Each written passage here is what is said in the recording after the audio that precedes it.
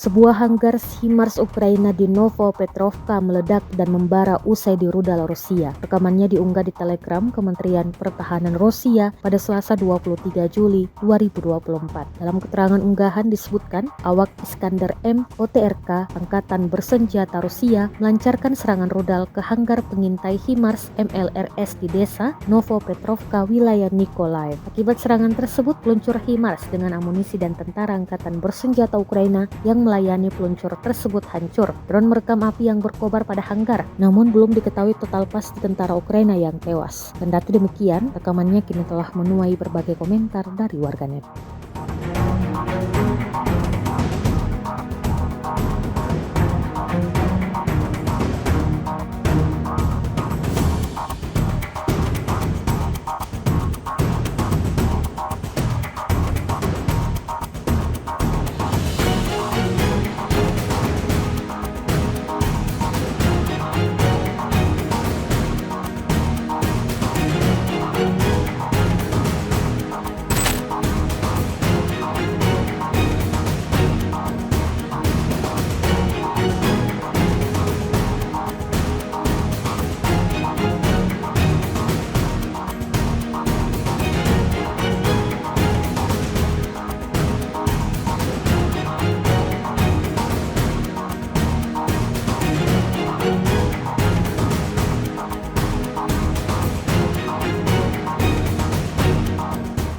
Download Tribun X sekarang, menghadirkan lokal menjadi Indonesia.